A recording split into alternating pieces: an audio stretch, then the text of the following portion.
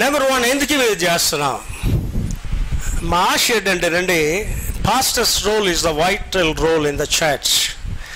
కాపరి పాత్ర సంఘంలో చాలా ప్రాముఖ్యమైనది. కాపరి భక్తిహీనుడైతే సంఘం భక్తిహీనమైన సంఘం అయిపోద్ది. కాపరి భ్రష్టుడైతే సంఘస్థులు భ్రష్టులు అయిపోతారు. కాపరి ఉజ్జింపబడిన వాడైతే సంఘం ఉజ్జింపబడుతుంది. అర్థమైందండి? కనుక మా ఆశ ఏంటంటే, ఒక 30 మందికి మా దర్శనాన్ని చెప్పాలి. నా కోరిక ఏంటంటే, 3 అందులో విన్నా సరే నేను సక్సెస్ అయినట్టే లెక్క. ఇక్కడ మేము ఎందుకు వచ్చామంటే ఏదో కథ చెప్పడానికో ఏదో చరిత్రలు చెప్పడానికి రాలేదు. పౌలు గారు ఒక చక్కని మెసేజ్ ఇచ్చాడు. ఏంటంటే, that is the message of the Christian. నేను క్రీస్తు పోలి నడుచుకున్నట్లు మీరు నన్ను పోలి నడుచుకోండి. That is a Christian message, క్రైస్తవ సందేశం అది. కానీ క్రైస్తవ బోధ ఏంటంటే, నేను క్రీస్తు పోలి నడుచుకున్నట్లు మీరు నన్ను పోలి నడుచుకోండి.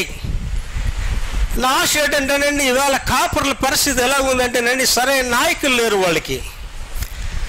వాళ్ళనే వీళ్ళు అనుసరిస్తున్నారు. ఇవాళ సేవ అంటే భాష్యం ఎలా ఉందంటే, ఒక క్యాంపస్ ఉండాలి, ఒక ఆర్ఫనేజ్ ఉండాలి, ఒక విడో హోమ్ ఉండాలి, అది సేవ. సేవ అంటే భాష్యం ఏంటంటే 2 కార్లు ఉండాలి, ఒక ఏసీ బిల్డింగ్ ఉండాలి, అది సేవ. నిజమైన సేవకులు ఎవరు? నేను 18 పుస్తకాలు రాశానండి. మీకు ఇచ్చిన లీఫ్లెట్లు నా బుక్స్ కొట్టి టైటిల్స్ ఉంటాయి, చూడొచ్చు మీరు. డాక్టర్ పాసిలా బుక్స్ అని కొడితే వస్తాయి, నెట్లో వస్తాయి. ప్రింట్ చేయలేదు, నెట్లో మీరు చదవచ్చు. అందులో 10వ బుక్ ఏంటంటేనండి, హీరోస్ ఆఫ్ క్రాస్ అనే బుక్ రాశాను. హీరోస్ ఆఫ్ క్రాస్ అంటే సిలువ వీరులు. ఎవరు సిలువ వీరులు? క్యాంపస్లో ఉన్నవాడు సిలువ వీరులు కాదు, మెగా చర్చ్ ఉన్నవాడు సిలువ వీరులు కాదు, 10 కార్లు ఉన్నవాడు సిలువ వీరులు కాదు.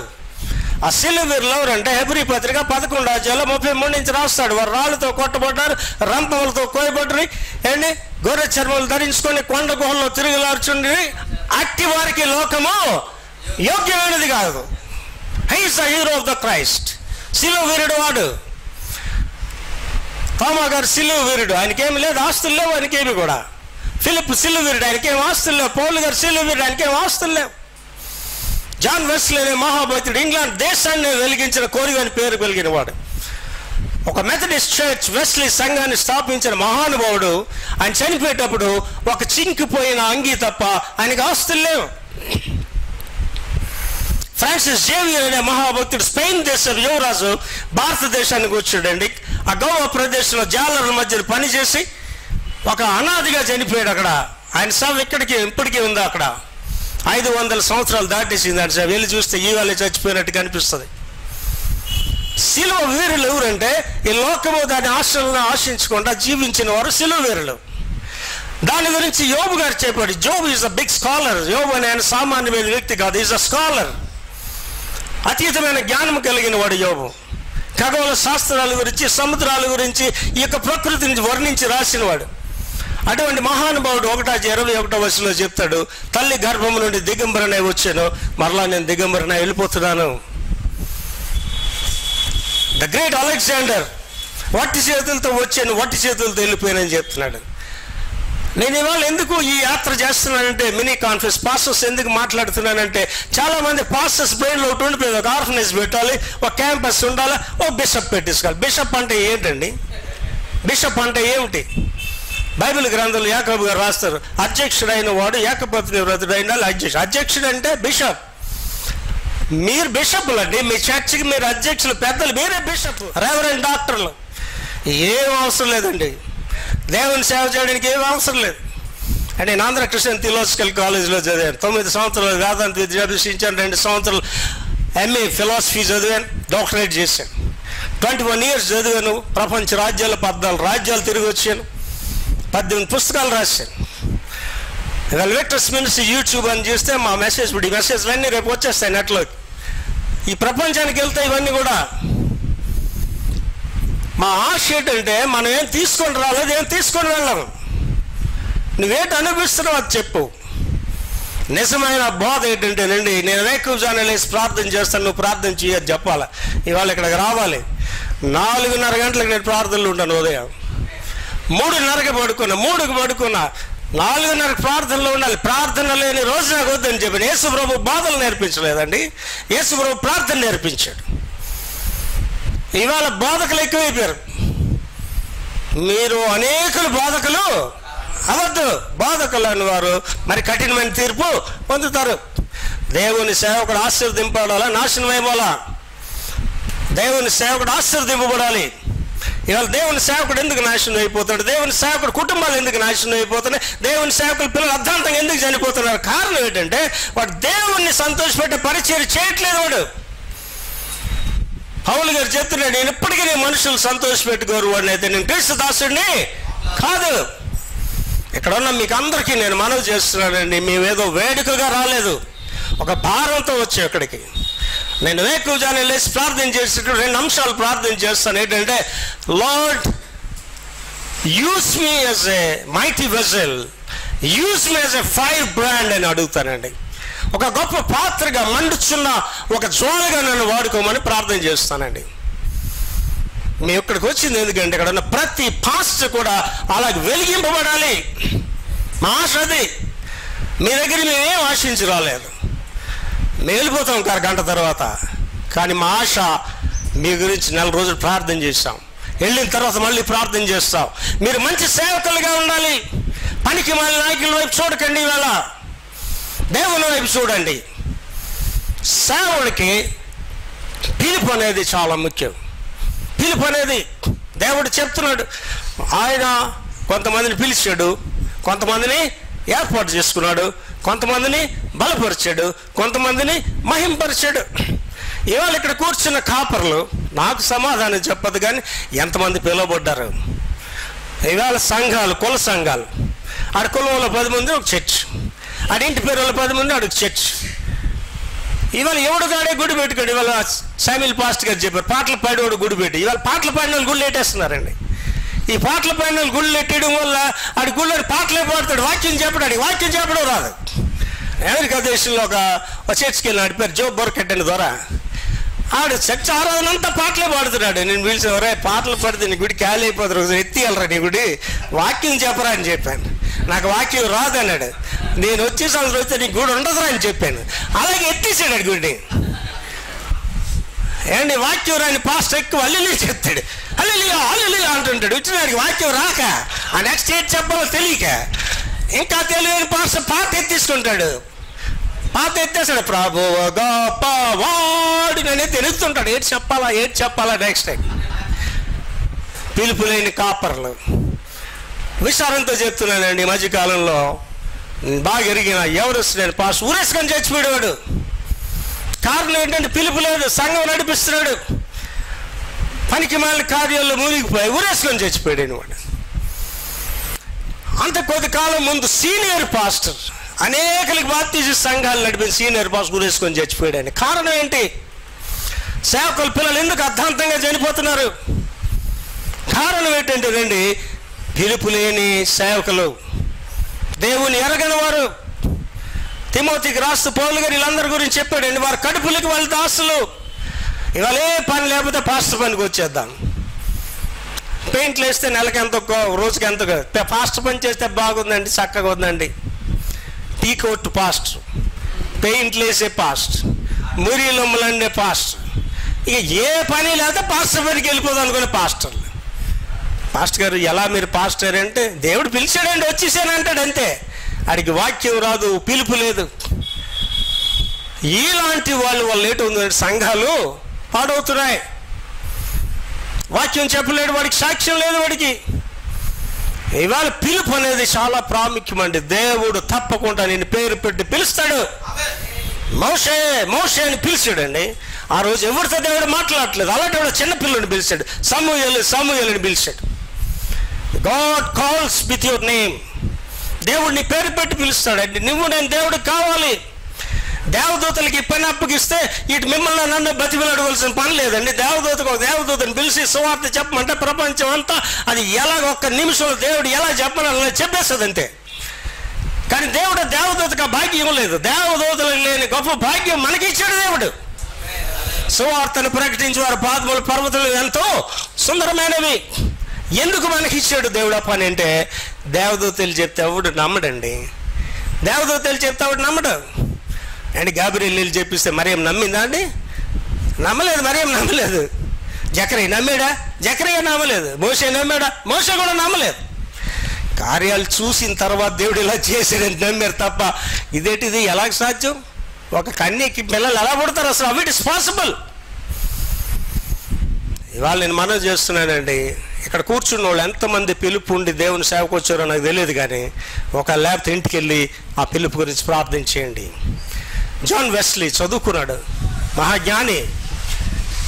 అయితే ఆయన జార్జియా దేశం, అమెరికాలో జార్జియా ప్రదేశానికి ఆయన మిషనరీగా పంపించారు. ఆ రోజు చెక్కబోట్లతో వెళ్తుంటే పెద్ద తుఫాను వస్తుంది, ఆ వాడు మునిగిపోయే పరిస్థితి ఏర్పడుతుంది. ఆ వాళ్ళు మునిగిపోయే పరిస్థితి ఏర్పడినప్పుడు అందరూ చచ్చిపోతాయని బాధలు పడుతుంటే ఒక టీం మాత్రం దేవుని స్తుతి చెల్లిస్తూ పాటలు పాడుతుంటారు. ఈయనకు అర్థం కాదు, ఇది ఏంటి లేదు, చచ్చిపోతాని భయం లేదు వీళ్ళకని. అప్పుడు వాళ్ళ దగ్గరికి వెళ్ళి అడుగుతారు, ఏరా మీకు భయం లేదా చచ్చిపోతే ప్రభు దగ్గరికి వెళ్తాం, మేము మారు మనసు పొందాం, దేవుని రాజ్యం కొరకు కనిపెడుతున్నా. వాళ్ళే మొరీవియన్స్, జర్మన్ మిషన్, అది మొరీవియన్ మిషన్. అప్పుడు జాన్ వెస్లీకి అర్థమైంది, అంటే నాకు మారు మనసు లేకుండా నేను దేవుని సేవ చేస్తున్నా. ఆ జార్జియాకి వెళ్తాడు, కానీ ఆయనకి నెమ్మది ఉండదని మరలా ఇంగ్లాండ్ దేశంకి వచ్చి మోకరించి ప్రార్థించి మారు మనసు పొందిన తర్వాత సేవ చేస్తాడు. ఇంగ్లాండ్ దేశాన్నే ఉద్యమింపజేస్తాడు. ఇవాళ మారు మనసు అనేవాళ్ళకి చాలా ప్రాముఖ్యం. ఇక్కడ ఉన్న కాపర్లందరికీ, నా మీద కోప్పడకండి, ఎక్కడికి వెళ్ళి నేను ఇలాగే మాట్లాడతాను. ఎక్కడన్నా కూర్చొని కాపర్లందరూ ఎక్కువ జనం ఎంతమంది లేచి ప్రార్థన చేసి, పాస్టర్ గారు మీరు అలాగే చెప్తారండి, ఆ చేతులు ఎత్తకండి సార్, ఎత్తపోతారు సార్, చేతులు ఎత్తకండి, నాకు ఎవరు చేయలేదో తెలిసి చెప్పమంటే చెప్తాను.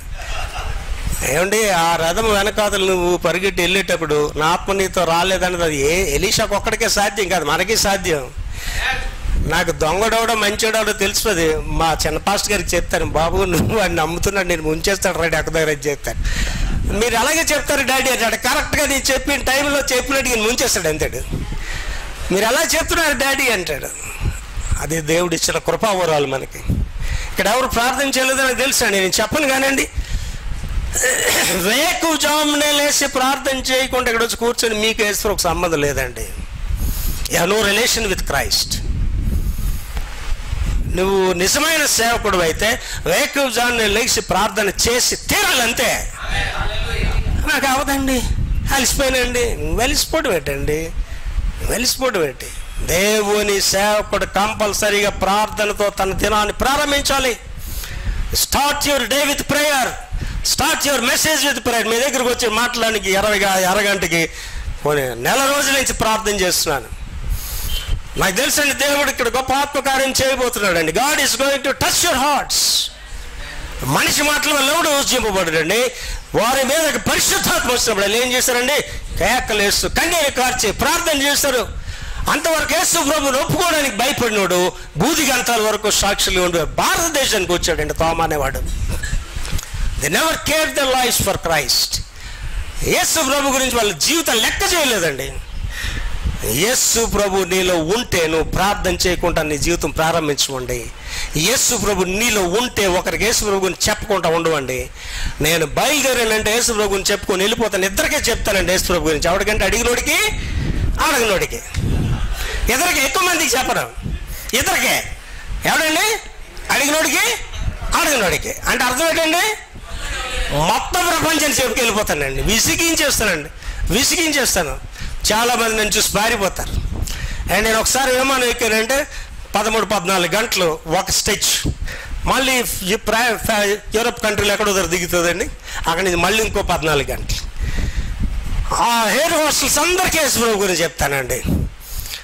నేను విమానం దిగితే ఎయిర్ హోస్టల్ వెనకతలు వచ్చేస్తాడు, పైలట్ పరిగెట్టుకొస్తాడు, ఆయనకి యేసు ప్రభు గురించి చెప్తానండి. ఇద్దరికే చెప్తానండి, అడిగినోడికి అడగనోడికి. సువార్తను ప్రకటింపకపోయిన ఎడల నాకు శ్రమ. ఇవాళ సేవకులు ఏంటంటే సువార్తను ప్రకటిస్తే శ్రమ, సువార్తను ప్రకటిస్తే శ్రమ. ఏంటి అలా చెప్తారు కానీ అక్కడ వాటి చేత కొడేస్తారండి బాబు. ఆ పాస్టర్ గారు అలాగే చెప్తారండి అంటారు. ఏంటి పౌలు గారు ఎన్ని దెబ్బలు తిన్నాడండి, ఎన్నిసార్లు దెబ్బలు తిన్నాడండి, ఎన్నిసార్లు చెరసల్లో వేయబడ్డాడండి. కనుక ఇక్కడ ఉన్న కూర్చున్న వాళ్ళందరికీ నేను మనవి చేస్తున్నానండి, పిలుపు అనేది మీకు చాలా ప్రాముఖ్యం. అది మీ జీవితంలో లేకపోతే ఇంటికి వెళ్ళి మోకరించి ప్రార్థించండి. సిగ్గుపడవలసిన అవసరం లేదండి. యేసు ప్రభువుని తెలుసుకోవడం కాదండి ఇక్కడ కావాల్సింది, యేసు ప్రభువుని కలిగి ఉండాలి. If you know Jesus you do nothing, if you have Jesus you will do everything.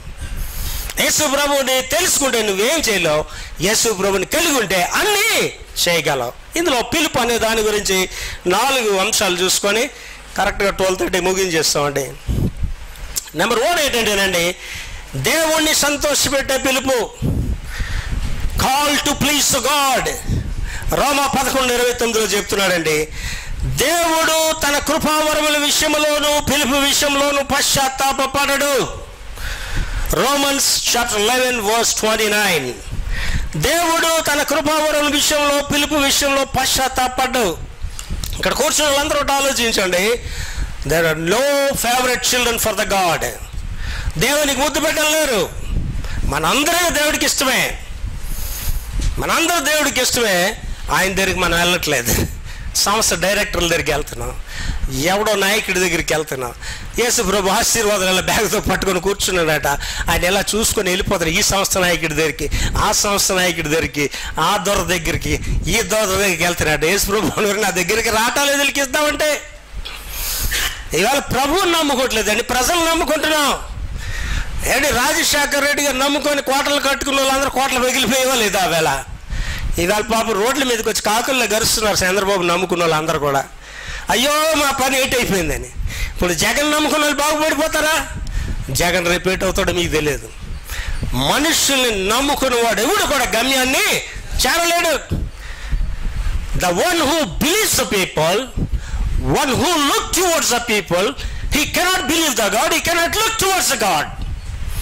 మనుషుల వైపు ఎవడు చూస్తాడో వాడు దేవుడు చూడలేడు. మనుషుల వైపు ఎవడు చూడో వాడే దేవుని వైపు చూస్తాడు. చాలా జాగ్రత్త అనే విషయం అండి ఇక్కడ. ఏ కాల్ టు ప్లీజ్ గాడ్. దేవుడు పిలుపు విషయంలో, వాగ్దాన విషయంలో పశ్చాత్తాపడ్డు. ఏంటి సౌలు రాజును ఎవడు పిలిచాడండి? ఆలోచించాడు. వచ్చేసాడా సౌలు రాజు? దేవుడే పిలిచాడు. ఎవడు బీగిస్తాడండి? దేవుడే బీగిస్తాడు. అది మనం జ్ఞాపకం ఉంచుకోవాలి. ఆయన పిలుపుకి తగినట్లుగా మనం జీవించాలి. మనం ప్రభువులు అయిపోకూడదు. మనం ఎప్పుడు వేసాను మోస్తున్న గాడిదలు తప్ప నేను శ్రీకాకుళం మోతుబరిని అంటే ఎవడికి కావాలండి? మోతుబరి ఇసిరేస్తాడు దేవుడు అవతల నిన్ను. Your a donkey carrying the Christ. Yesu ప్రభువు మోస్తున్న గాడిదే.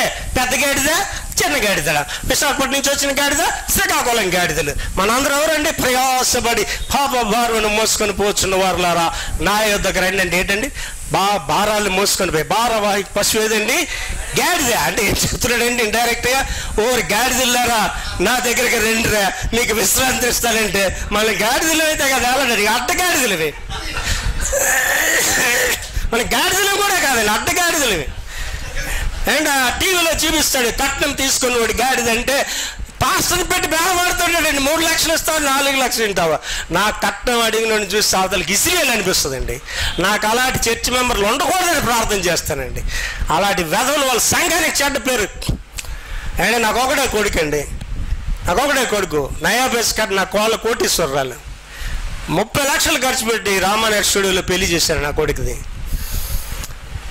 మనవడు మనవరాలు డెలివరీ నేనే చేసుకున్నాను. నా మనవడు డెలివరీ ఆడవిడే చేస్తే నేను వెళ్ళి నా మనవడిని ముద్దు ప్లేటిసుకుంటానే. నేనైతే నా కూతురు కానీ ఉంటే నేను కానీ నా కూతురికి డెలివరీ చేస్తే వాళ్ళ పిల్లలు వచ్చిన ముద్దెట్టుకోదని చెప్తాను. నీకు హక్కు లేదురా పనికి మళ్ళీ కొడుక, నువ్వే డెలివరీ చేసుకో, అప్పుడు నువ్వు మొదలు పెట్టేసి. పనికి మళ్ళీ వెదవాలండి. పాస్టర్లు కట్నాలు అడిగిన వాళ్ళు ఉండవు. గ్యాంగ్ పాస్టర్ నా దగ్గరకు వచ్చాడండి.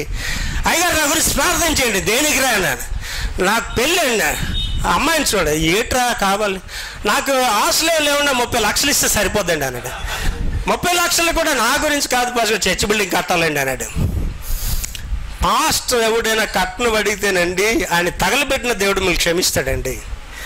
పాస్టర్ కొడుకు ఎవడైనా కొడుకులు కట్నం తీసుకుంటే ఆయన ముక్కలుగా నెరిగిన దేవుడు నాకు క్షమిస్తాడండి. ఏది మన సాక్ష్యం అండి సంఘాల్లో? నాకు ఎరిగిన ఒక పాస్టర్ ఉన్నాడు, కట్నాలు సంబంధాలే చూస్తాడట వాడు. కారణం ఏంటంటే దశంభాగం వాడికి ఇచ్చేయాలట కట్నాల్లో. 5 లక్షల కట్నం అయితే వాడికి 50,000 ఇచ్చేయాలట. కట్నాలకి మా నాన్నగారు వ్యతిరేకి, నేను వ్యతిరేకండి. అయినా పనికి మళ్ళీ సంఘ సభ్యులనే తెలియకుండా కట్నాలు గోడలు పడతనే అంటారు. దేవునికి స్తోత్రం. చెప్పరు, ఒక్కరు చెప్పరు. Very good. పిలుపుని తగినట్లుగా ఉండాలి.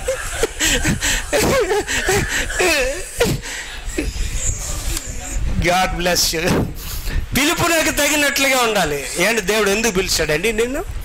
ఏంటి ఇవాళ చూడండి, దేవుని సేవకు పిలుచున్న అత్యున్నతమైన స్థితికి వెళ్ళిపోయి ఇవాళ కామెడీ పీస్లు మిగిలిపోయి చూస్తున్నారా టీవీలోని? కామెడీ పీస్లు అది మాట్లాడుతుంటే అందరూ నవ్వుతున్నారని చూసి. ఇప్పుడు తగినట్లుగా జీవించట్లేదు. ఏమండి, సౌలు రాజుని దేవుడు పిలిచి సౌలు రాజు దేవుడు మాట వినాలి తప్ప ఆడు తలంపులకి చూడలేదు అక్కడ. ఆడు మళ్ళీ చెప్తాడు, నీ గురించే చేస్తే నువ్వని నీకు బలి ఇవ్వడానికి తెచ్చానని చెప్తున్నాడండి. ఇవాళ పాస్టర్లు సేవకులు అలాగే చెప్తున్నారండి. ఏంటి అడుక్కున్న స్థితిలోంచి వచ్చి నువ్వు ఉన్నతమైన స్థితికి వెళ్తే ఇవాళ ఏం మాట్లాడుతున్నావు అండి? నువ్వు ఇవాళ నీ దేన స్థితిని ఎప్పుడైనా జ్ఞాపకం చేసుకుంటున్నావా? ఏంటి నాకు ఇంటర్మీడియట్ వరకు కూడా 21 years కమ్మలింట్లో పెరిగాను, హరికిల్లాంతరతో చదువుకున్నా. ఇవాళ చెప్తాను, ఎక్కడైనా చెప్తాను. ఇవాళ నా మెయింటెనెన్స్ ల్యాక్స్లో ఉంటుందండి. కానీ కమ్మలీల గురించి చెప్తాను. ఇవాళ ఎక్కడికి ఊడికి వెళ్ళినా సరే మా అమ్మ గుడ్డు కోసి 4 మొక్కలు చేసా, మొక్కేసి ఆ మొక్క చూసుకొని తినేవాడిని భోజనం అంతా లాస్ట్ వరకు. అది ఈ వాటికి నేను చెప్తాను. ఇవాళ సంస్థ డైరెక్టర్స్ అందరూ నా ఫ్రెండ్స్, అడుక్కు తిని స్థితి నుంచి వచ్చిన వాళ్ళందరూ వాడు చెప్తున్నాడు ఎవడని ఇవాళ. కారణం ఏంటంటే వాడు ఏ రాత్రి నుండి చెక్కబడ్డాడో, ఏ మట్టి నుంచి మలచబడ్డాడో మర్చిపోతున్నారు ఇవాళ. వాళ్ళ గురించే పౌలు గారు రాస్తాడు, దేవుని కంటే సుఖానుభవం కోరుకు, దేవుని కంటే సుఖానుభవం. కనుక పిలుపుకి తగినట్లుగా మీరు జీవించాలి. ఎఫెసీ పత్రిక 4:1-3 కాబట్టి మీరు సమాధాన బంధముల చేత ఆత్మ కలిగించి ఐక్యతను కాపాడుకొనుట యందు శ్రద్ధ కలిగిన వారై ప్రేమతో ఒకరినొకడు సహించు. మీరు పిలువబడిన పిలుపునకు తగినట్లుగా దీర్ఘశాంతంతో కూడిన సంపూర్ణమైన వినయంతో సాత్వికంతో నడుచుకుని వాళ్ళని ప్రభువుని బట్టి ఖైదునైన నేను బతిమాలుకొంచున్నాను. పిలుపుకి తగినట్లుగా మనం జీవించాలండి. And we're not a sophisticated evangelist. నాకు ఏసీ కారు ఉంటేనే చెప్తాను, నాకు పెద్ద స్టేజ్ వేస్తేనే ఇవ్వడు నీవు చేసి అలా అడుక్కున్నాడు చెప్పిన మారు మనసు పొందుతారండి. ఆ రోడ్డు పక్కన పిచ్చోడు చెప్పిన మారు మనసు పొందాడండి. అండ్ ఇవాళ మన బాప్తిస్మ యోహాను పెద్దోడు అని చెప్తున్నాం. అవాళ డిజిగ్నేషన్ ఏంటంటే పిచ్చోడు వస్తున్నాడు రా, పిచ్చోడు వస్తున్నాడు. మిడతలు తినేవాళ్ళు ఏంటంటే మనిషి అంటారా, ఆ తేనె తాగుతూ పిచ్చోళ్ళ బూచోళ్ళ తిరుగుతుంటే సార్ రండి రెవరెండ్ డాక్టర్ బిషప్ అని పిలుస్తాం ఆయన్ని. బిషప్ లేదు, దానికి రెవరెండ్ లేదు. అర్థమైందండి? హేరోదుని గద్దించాడు, పేక తీస్తారు. ఈ వాళ్ళ వరకు ఆయన గురించి చెప్పుకుంటున్నాడు. అలాంటి సేవకులు కావాలి ఇవాళ. యేసయ్య కొరకు హతులైపోయిన వాళ్ళు కావాలా, యేసయ్య కొరకు జీవించే వాళ్ళు కావాలా, యేసయ్య కొరకు ఏ స్థితిలో నేను ఉన్న సేవకులు ఇవాళ కావాలి. పిలుపుకు తగినట్లుగా ఉండాలి. నెంబర్ 3 ఏంటంటే బలంగా ఉండడానికి బలహీనులైన వారిని పిలిచాడు. 1 కొరింథీ, ఇందులో మీ తెరిచిన బుక్లో ఉన్నాయండి. 1 కొరింథీ 1:26-27-28. మిమ్మల్ని పిలిచిన పిలుపును చూడండి, మీలో లోకరీతులైన జ్ఞానులను గనులను గొప్ప వంశస్థులైన అనేకులు పిలవలేదు, కానీ ఏ శరీరయు దేవుని దర్శించుకున్నట్లు జ్ఞానులను సిగ్గుపరచటకు లోకంలో వెర్రి వారిని దేవుడు ఏర్పరచుకున్నాడు. బలవంతుల్ని సిగ్గుపరచటకు లోకంలో బలహీనులైన వారిని ఏర్పాటు చేసుకున్నాడు. God don't want intelligent people. దేవుడికి జ్ఞానులు అవసరం లేదు. God want obedient people. ఒక బిషప్ ఎక్స్పీరియట్ అండి, పరలోక రాజ్యం గ్యారెంటీ అనుకొని వెళ్ళాడట. ఇలాగా ఆ దేవదూత చెప్తున్నాడట, బిషప్ లూక్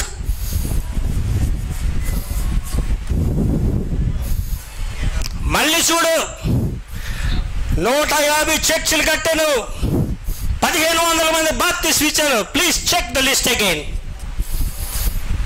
నో సార్. బిషప్కి నీరసంగా వెళ్ళిపోతున్నాడు. Hey come here.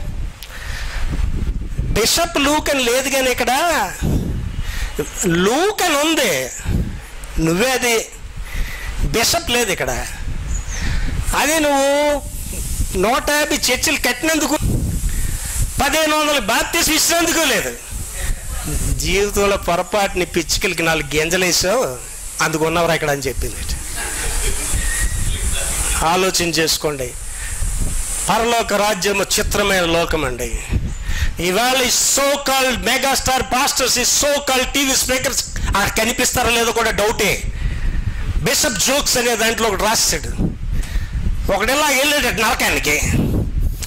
ఎలాగని hey father, father అంటే పాస్టర్, రోమన్ క్యాథలిక్ ఫాదర్, హే ఫాదర్ నరకంలో ఉన్నారు. సైలెన్స్ సైలెన్స్, బిషప్ గారు ఉన్నారు వెనక. ఆడు తిరిగి హలో బిషప్ గారు ఇక్కడ, సైలెన్స్ సైలెన్స్, పోపు గారు ఉన్నారు ఇక్కడ అన్నాడట. ఎక్కడున్నారండి వీళ్ళందరూ? నరకంలో ఉన్నారు. నేను మనవి చేస్తాను, ఏదో మేము లవ్వించడానికి చెప్పట్లేదండి.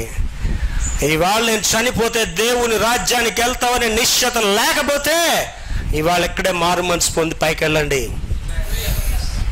మరుసటి గడి నీది కాదు, సాయంకాలం నీది కాదు. అమెరికా దేశంలోనే గుడ్విల్ సెంటర్ అని ఒకటి ఉంటుందండి. ఆ ఏరియా వైజ్గా ఉంటాయి గుడ్విల్ సెంటర్స్. సోమవారం అందరి గురించి పెడతారు. అది ఎవరికి ఏ పని చేయకపోతే అక్కడికి వెళ్ళి అటు పేరు చెప్తే అడిగి రూమ్ ఇచ్చిస్తారు. డామెట్రీస్ లాగా ఉంటుంది, అందులో పడుకోడు, భోజనం ఫ్రీగా పెట్టేస్తారు. రోజుకి డాక్టర్ వచ్చి మళ్ళీ చెక్ చేస్తారు సోమవారం నా కొడుకులు ఆరోగ్యంగా ఉన్నారా లేదా అని. ఈ సోమవారం అందరూ అక్కడ వెళ్ళి ఉంటారు, గుడ్విల్ సెంటర్స్ అంటారు. ఒకరోజు మా చర్చికి ఫుడ్ అక్కడికి ఇచ్చే రోజు వచ్చింది, బుధవారం.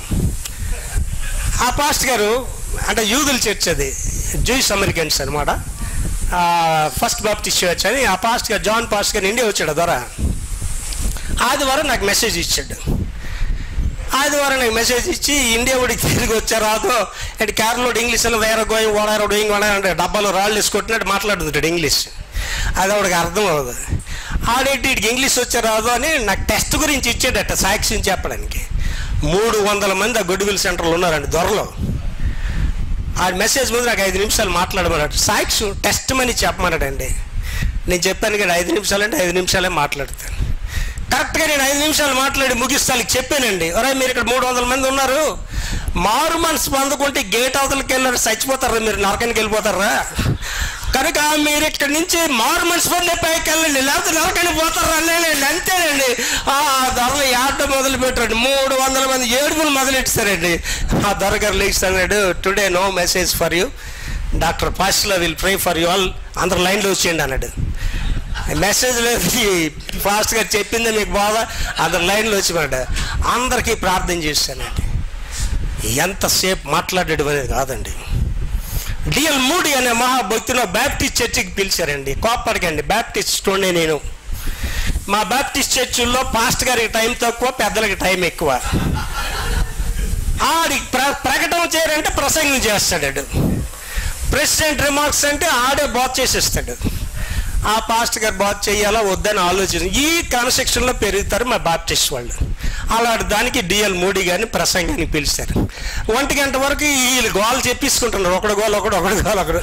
ఆ 1 గంటకి కరెక్ట్గా ఇప్పుడు అలాగే ఈ మూడీ గారు వచ్చి ప్రసంగం చేస్తారు. మూడీ గారికి తెలుసు కదా ఇప్పుడు నా మాటలు ఎంతమంది వింటున్నారంటే నాకేదో టాలెంట్ ఉండబట్టి మిమ్మల్ని అటెన్షన్ తీసుకొచ్చి మాట్లాడుతున్నారండి, లేకపోతే కునికి రా టైంకి.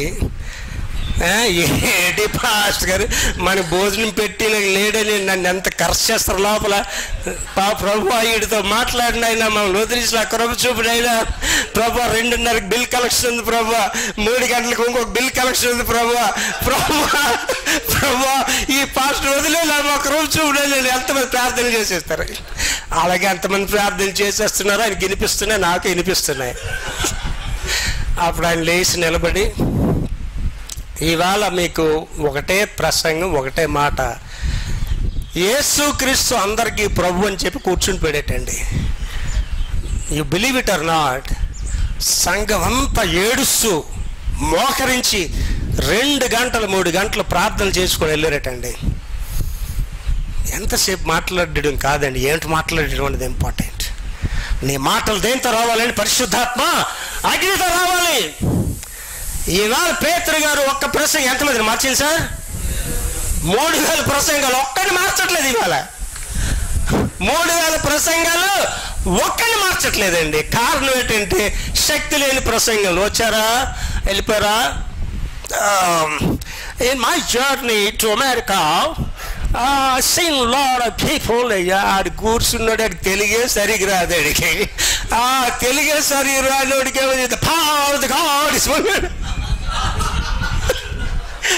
అయ్యగారు ఏంటి చెప్పారంటే భలే చెప్పారంటే అంటారు. మా చర్చిలో ఎవడు వాక్యం వెళ్ళలేదు ఆయన్నే ప్రశ్న వేస్తానండి. 2 సర్వీస్కి ఫస్ట్ సర్వీస్కి 500-1000 మంది వస్తారండి. నాకెవడోడు వాక్యంలో దాన్ని అందరినీ రికార్డ్ చేస్తాను.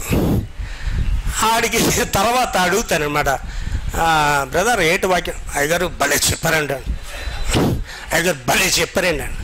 రే సోదాపి ఏటి విన్న ఒక్క మాట చెప్పరా అంటే చాలా జాగ్రత్తగా ఆలోచించాలండి. నీ వాక్యము, నీ ప్రసంగం, ప్రార్థన లేకపోతే ఎవడి మీద పనిచేయదండి, ఎవడి మీద పనిచేయదు. లాస్ట్ అండి ఇందులో పరిశుద్ధమైన పిలుపు, ద హోలీ కాల్. తెస్సలోనిక 2వ తెస్సలోనిక 1:8-9-10. కాబట్టి నీవు మన ప్రభువై విషయమై సాక్ష్యమును గూర్చి అయినను ఆయన ఖైదీనైన నన్ను గూర్చి అయినను సిగ్గుపడక దేవుని శక్తిని బట్టి సువార్త నిమిత్తము శ్రమానుభవంలో పాలువాడమే ఉండాలి. దేంట్లో పాలువాడి ఉండాలండి? క్యాంపస్లలోని, మెగా చర్చిలకి, వీడో హోములకి, ఆర్ఫనేజ్లకి కాదు. దేంట్లో పాలువారు ఉండాలా? శ్రమానుభవంలో పాలువారు ఉండాలా. అంటే పౌలు గారికి ఏం చెప్పాడండి? అనని ప్రభు వీడి గురించి నీకు తెలీదా? అసలు వీడి గురించి తెలీదా నీకు? వీడు సంఘాన్ని పాటు చేయడానికి ఆడి గురించి ప్రార్థన చేయమాట. అప్పుడు ప్రభు అక్కడ ఏం చెప్పాడంటే, ఇతడు నా నామమున ఎన్ని శ్రమలు అనుభవించాలో వాడికి నేను తెలియజేస్తాను. అంటే మనం ఎందుకు పిలువబడ్డామని? శ్రమల గురించి పిలువబడ్డాం తప్ప ఏసీ కార్డుల గురించి పిలువబడలేదు, లోకాధిక్యతల గురించి పిలువబడలేదండి మనం. కనుక దానికి తగినట్లుగా మనం ఉండాలి. తర్వాత ఏంటండి? స్వకీయ సంకల్పం బట్టి అనాథంనే క్రీస్తు యేసునందు మనకు అనుగ్రహింపబడినది. క్రీస్తు యేసును మన రక్షకుని ప్రత్యక్ష బలపరచబడినది. తన కృపను బట్టి మనల్ని రక్షించిన పరిశుద్ధమైన పిలుపుతో ఆయన మనల్ని పిలిచెను. ఆ క్రీస్తు యేసు మరణమును నిరర్ధం చేసి జీవమును అక్షయతను సువార్త వల్ల వెలుగులోనికి వచ్చింది. జీవము, అక్షయత దేనివల్ల వచ్చిందండి? సువార్త వల్ల వచ్చింది. What is this gospel? సువార్త ఇంగ్లీష్లో gospel. What is the gospel? And ఆ డిక్షనరీలో రాయబడింది ఏంటంటే ద మెసేజ్ ఆఫ్ జీసస్. క్రీస్తు యేసును గూర్చిన వార్తే సువార్త. యేసు ప్రభు ఏం చెప్పాడంటే, సువార్తను ప్రకటించమన్నాడా? స్వస్థతలు చేయమన్నాడా? సువార్తను ప్రకటించమన్నాడా? Mega church పెట్టమన్నాడా? సువార్తను ప్రకటించమన్నాడా? క్యాంపస్ పెట్టమన్నాడా? మీరు సర్వలోకానికి వెళ్ళి సర్వ సృష్టికి సువార్తను ప్రకటించండి. ఏం తీసుకెళ్ళకండ్రా? ఒక బ్యాగు, ఒక కర్ర, చెప్పులు తప్ప ఏం తీసుకొని వెళ్ళకండి. కళ్ళు మూసుకొని ప్రార్థన చేద్దాం. ఇవాళ ఇక్కడ పిలవబండి. మనం అందరం ఏ రీతిగా సేవ చేస్తున్నాం? నెంబర్ 1, పిలుపు ఉందా మనకి? అసలు దేవుడు పిలిచాడా మనల్ని? ఆయన పిలుపుని బట్టి వాడుకుంటున్నాడా? ఆయన సంతోషపెడతావా లేదా మన సంస్థ డైరెక్టర్ సంతోషపెడుతున్నావా? ఆయన వైపు చూస్తున్నావా? ఈ లోక నాయకుల వైపు చూస్తున్నావా? అండ్ ఇవాళ ఒకసారి ఆలోచన చేసుకోండి. ఒకవేళ ఈ రోజే నీకు ఆఖరి రోజు అయితే, ఈ రోజే నీకు ఆఖరి గడి అయితే, are you ready to face the living God? సజీవుడు అని దేవుడిని ఎదుర్కోవడానికి సిద్ధంగా ఉన్నారా మీరు? ప్రతి ఒక్కడూ తీర్పు సింహాసనం నిలబడాలండి. ప్రతి ఒక్కరూ లెక్క అప్పగించాలి ఆయనకి. ఆయన ఏమంటున్నాడు? బలా నమ్మకమైన నా మంచి దాసుడు అని పిలుస్తున్నాడు. Are we ready to for that? బలా నమ్మకమైన మంచి దాసులు అనిపించు సిద్ధపడి ఉన్నావా మనం? ఆలోచన చేసుకోండి. ఒకవేళ మారు మనసు అనుభవం లేకుండా, పిలుపు లేకుండా, ఏ పని లేదండి సంఘం పెట్టానండి, ఏదో మా జాతి వాళ్ళందరూ ఇక్కడ ఉన్నారని సంఘం పెట్టానండి, ఏదో మా తెలిసిన వాళ్ళు ఉన్నారని ఇక్కడ సంఘం పెట్టానంటే ఆ పరిచర్య నీకు ఆశీర్వాదం కాదు. ఆ పరిచర్య నీకు ఆశీర్వాదం కాదు. గుండెలు బాదుకునేవాడండి ప్రభు సన్నిధిలో. రోము కొట్టుచని కోసం ఆకాశం తట్టు చూట ధైర్యం చాలక పాపినే నన్ను కరుణించు రక్షించమని చేసిన శంకర ప్రార్థన చేద్దాం. ఇవాళ మనం ప్రభువుని ముఖాముఖిగా చూడడానికి వచ్చామండి. ప్రభువులో మనం చూసుకోవడానికి వచ్చాం. ఏదో కలుసుకున్నా వెళ్ళిపోదామని రాలేదు ఇక్కడికి. ఇవాళ మనల్ని మనం సరి చేసుకోవడానికి వచ్చాం, మనం పరీక్ష చేసుకోవడానికి వచ్చాం. దేవుడు విశాఖపట్నం నుంచి మమ్మల్ని ఎందుకు పంపించాడంటే మనం పరీక్షించుకోవడానికి. This is a special meeting to meet the living God. జీవము గల దేవుణ్ణి కలుసుకోవడానికి ఏదో ప్రత్యేకమైన సమయం దేవుడికి ఇచ్చాడు. ప్రార్థన చేసుకున్న వాళ్ళందరం, ప్రభువా నేను పిలువబడ్డాను కానీ కష్టాల వల్ల, ఐహిక విచారాల వల్ల, అప్పుల భారాల వల్ల, ఈ సమస్యల వల్ల వెనక్కి వెళ్ళిపోతున్నాను ప్రభా. దయచేసి నన్ను వాటి నుంచి విడిపించండి నాయన. ఎప్పుడు మొదటిగా నన్ను ఎలా పిలిచారో అలాగే నేను సేవ చేయడానికి నన్ను మరలా నిలబెట్టు ప్రభా. ప్రభా, నేను ప్రార్థనా జీవితంలో వెనకబడిపోయినాయా, గంటల తరబడి ప్రార్థన చేసేవాడినయ్యా. ఇవాళ ప్రార్థనా జీవితంలో వెనకబడిపోయిన ఆయన నన్ను లేవనెత్తయ్యా, ప్రార్థనా పరుడిగా మళ్ళీ మలిసయ్యా. నిజమే ప్రభా, నేను ఎప్పుడు ఈ లోకాన్ని విడిచిపెట్టానో తెలియదు.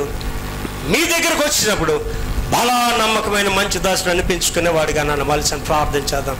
సేవకులందరితో నేను మాట్లాడుతున్నానండి, నేను కాదని పరిశుద్ధాత్మ దేవుడు మాట్లాడుతున్నాడు. మోసపోకుడే దేవుడు, వెక్కిరించబడ్డు, వేది విత్తాది కోస్తావు. నమ్మకమైన సేవకుడిగా లేకపోతే నీ గొర్రెల గురించి నువ్వు లెక్క చెప్పాలి దేవుడికి, నీ సంఘం గురించి నువ్వు లెక్క చెప్పాలి దేవుడికి. ప్రార్థన చేసుకుందాం, ప్రార్థన చేసుకుందాం. ఎవరు మట్టుగారు ఎవరి గురించి ఆలోచించకండి. ఒక 2 నిమిషాలు. నిజమే పాస్టర్ గారు, దేవుడు మీ ద్వారా నాతో మాట్లాడాడు. నాలో ఇంకా సరి చూసుకోవాల్సినవి ఉన్నాయి. నేను ఇంకా తీర్చబడాలి, నేను ఇంకా సరి చేయబడాలి. నా గురించి ప్రార్థన చేయండి అనుకున్న వాళ్ళు మీ కుడి చేయి నాకు చూపించని ప్రార్థన చేస్తారు. సిగ్గుపడద్దు ఎవరు కూడా, ఎవరు సిగ్గుపడకండి. Holy Ghost is moving among us. పరిశుద్ధాత్మ దేవుడు మన మధ్య సంచారం చేస్తున్నాడు. చేతులు ఎత్తిన వాళ్ళ గురించి, ఎత్తన వాళ్ళ గురించి చెప్తున్నాను. దేవుడు నిన్ను ఇవాళ ఒత్తిడికి ఎక్కడ తీసుకురాలేదు తల్లి. దేవుడు నేను ఒత్తిడికి ఎక్కడ తీసుకురాలేదు. దేవుడు ఇవాళ ప్రత్యేకంగా నేను బలపరచడానికి, స్థిరపరచడానికి, ఒక ఘనమైన సాధనంగా వాడుకోవడానికి దేవుడు నేను ఇక్కడ పంపించాడు. Today is a turning day for you in your life. అద్భుతాలు చేసేవాడిగా, అద్భుతాలు చేసేదానిగా నేను వాడుకోబోతున్నాడు దేవుడు. సేవకు సమర్పించుకుని అలాగే చేతులు చని ప్రార్థన చేస్తాను. మహాపరిశుద్ధ తండ్రి యేసు నాయన కృపామయుడ, ఈ సమయంలో బిడ్డల కొరకు ప్రార్థిస్తున్నాం. What a wonderful meeting it is. O Lord, దేవా నీకు వందనాలు ప్రభువా. ప్రభువా, మీ పరిశుద్ధాత్మ శక్తిని ఇక్కడ చూస్తున్నాం ప్రభువా. మీకు వందనాలు తండ్రి. ప్రతి హృదయాన్ని తాకారు ప్రభువా, మీకు వందనాలు నాయనా. బిడ్డలు లేవనెత్తండి, బలపరచండి. ఆర్థిక ఇబ్బందులు ఉన్నారు నాయన, బలపరచండి ప్రభువా. పోషించండి ప్రభువా, స్థిరపరచండి ప్రభువా.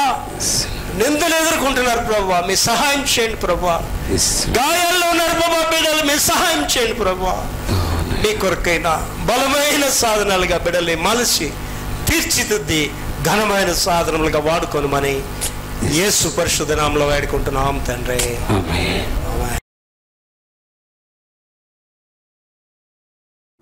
కుటుంబ పరిస్థితులను బట్టి, కుటుంబ ఐహిక విచారాలను బట్టి ప్రార్థనా జీవితం తగ్గింది.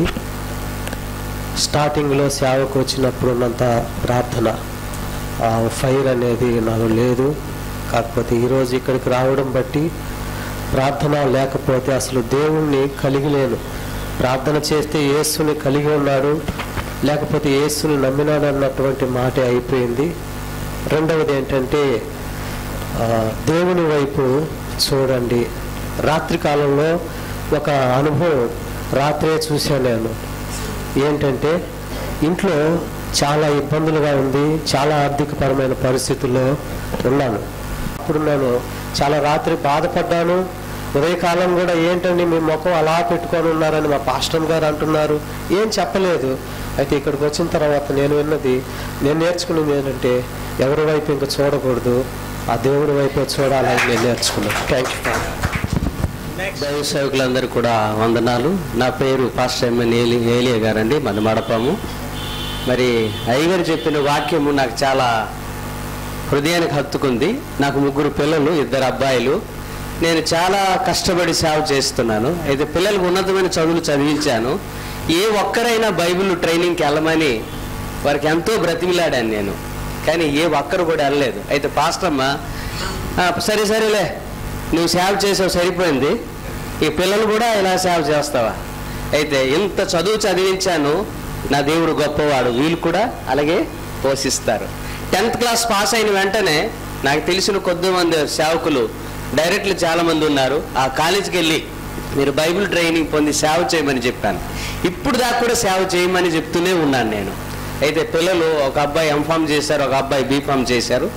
వారికి కోచింగ్ ఇప్పించినందుకు ఆర్సి రెడ్డి హైదరాబాద్ అనేది 2 లక్షలు 3 లక్షల రూపాయలు ఖర్చు పెట్టాను. ఉద్యోగ వేటలో ఉన్నారు, కానీ 1-2 మార్కుల్లోనే పోతుంది. నా వ్యక్తిగతంలో ప్రార్థన చేస్తున్నాను, ప్రభు ఎప్పటికైనా సేవ పిలండి అని అంటున్నాను. దేవునికి స్తోత్రం, హల్లెలూయా. కాబట్టి నేను పెద్ద పెద్ద మీటింగ్లు పెడితే నీకు పని లేదు ఈ మీటింగ్లకి ఎవరు వస్తారని నిస్సహపరుస్తూనే ఉంటారు పిల్లలు, పాస్టర్ గారు. ఈ వాక్యము నాకు చాలా హత్తుకుందనమాట. మన దేవుడు నమ్మదగిన వాడు, ఉన్నతమైన స్థితిలోకి తీసుకుని వెళ్తాడు. కాబట్టి నేను ఉదయాన్న ఎప్పుడైనా సరే 4:30-5 గంటలు లేచి ప్రార్థన చేయడం అనేది నాకు పాస్టర్ గారు నేర్పిన ఒక విద్య అనమాట. ఎప్పుడు కూడా ప్రార్థన జీవితం అనేది నాకు ప్రతిరోజు ప్రార్థనతోనే స్టార్ట్. ఏ ఒక్కరికైనా సువార్త ప్రార్థించిన దినం, వాక్యం చెప్పే దినం ప్రభువా నాకు లేకూడదనే నేను ఎప్పుడు కూడా ప్రార్థన చేస్తాను. కాబట్టి ఇక్కడికి వచ్చిన తర్వాత మరి అయ్యగారు, పెద్ద అయ్యగారు, చిన్నయ్య గారు వాక్యము నా హృదయానికి చాలా సంతోషంగా అనిపిస్తుంది. దేవుని చిత్తమైతే నేను ప్రార్థన చేసి మా చర్చి కూడా వచ్చి వాక్యమును ఒక చిన్న సెమినార్లో పెట్టాలని నేను ఆశిస్తున్నాను. నేను ప్రార్థన చేసి వారికి ఫోన్ చేస్తాను. Thank you. చెప్పిన మాటల్లో ఒకటి నా హృదయానికి హత్తుకుంది ఏంటంటే మనుష్యుల వైపు కాదు కానీ దేవుని వైపు. హల్లెలూయా. ఎందుకు దేవుని వైపు చూడాలంటే చాలా సందర్భాల్లో సేవకులైన మనము ఏం చేస్తుంటామంటే విశ్వాసుల మీద ఆధారపడతాం, ప్రార్థన మీద కూడా కాదు. ముందు విశ్వాసులు చెప్పిన తర్వాత ప్రార్థన చేస్తాం. కానీ మరి అన్న చెప్పిన మాట చాలా మంచి మాట ఏంటంటే ముందు దేవుని వైపు చూడాలి, దేవుని మీద ఆధారపడాలి అనే మాట బాగుంది. అదేవిధంగా మరి అయ్యగారు కూడా చెప్పిన మాట ఏంటంటే పిలుపుకు తగ్గ జీవితం. మరి బోధిస్తాం, బోధకులుగా ఉంటాం, బాధికులుగా ఉంటాం, కానీ పిలుపుకు తగ్గ జీవితం మనకు లేదు. అయితే మరి పాస్టర్ గారు చెప్పిన విధముగా పిలుపుకు తగ్గ జీవితాన్ని ఎంతవరకు మనం న్యాయం చేయగలుగుతున్నాం? 100లో మనకి మనమే ఎవాల్యుయేషన్ చేసుకోవాలి. నాకు నేను ఎవాల్యుయేషన్ చేసుకోవాలి. 100% ఈ 100లో ఎంత తగ్గట్టుగా నేను నా పిలుపుకు తగ్గ జీవితం ఉంది అనే ఆలోచన ప్రారంభమైంది. ఎప్పుడైతే మరి అయ్యగారు చెప్తున్నారో పిలుపు అనే మాట, అప్పుడు నా హృదయంలో ఆలోచన కలిగి ఉంది. నన్ను దేవుడు పిలిచాడైతే ఆ పిలుపుకి ఎంతవరకు న్యాయం చేస్తున్నాను అనే మాట నాలో చాలా పురికొల్పింది. మరి వాక్యం ద్వారా I'm so blessed and may the lord use you among many persons the days to come. Thank you so much. మరి ప్రేమతో ఆహ్వానించినప్పుడు మీరు అందరూ కూడా ప్రేమపూర్వకంగా వచ్చి ఈ యొక్క మీటింగ్ ద్వారా బ్లెస్ అయ్యారని నేను నమ్ముతున్నాను. ప్రతి ఒక్కరు కూడా ఉజ్జీవింపబడ్డామని నేను ఆశిస్తున్నాను. ఎస్, ఆమేన్, ఆమేన్. సరే, విక్టర్ ప్రభాకర్ గారు అలాగే శామ్యుల్ బెన్ విక్టర్ గారు కూడా ఇద్దరు శ్రీకాకుళంలో ఒక ఈవెంట్ చేయాలంటే పాస్టర్స్ని మినీ కాన్ఫరెన్స్ పెట్టాలని ఆశపడినప్పుడు నేను చాలా ఆనందించాను. ఎందుకంటే చాలాసార్లు మన ప్రాంతం గురించి మనమే ఏ బాధ్యత భారం లేకుండా వెళ్ళిపోతూ ఉంటాం. కానీ వాళ్ళు విశాఖపట్నంలో ఉంటూ కూడా సేవకుల్ని బలపరచాలి, వారు కొంచెం పురుగొల్పబడితే ఇలాంటి మీటింగ్స్ జరుగుతున్నప్పుడు మనకు మనం పురుగొల్పుకోవడానికి, పదును చేసుకోవడానికి, మన విజన్ని మనం క్యారీ చేయడానికి, ముందుకు కొనసాగించడానికి దేవుడు అద్భుతమైన మీటింగ్ని మన కొరకు దేవుడు ఏర్పాటు చేశాడు. ఆ మీటింగ్లో వారు ఒక సాధకముగా వాళ్ళు వాడబడ్డారు.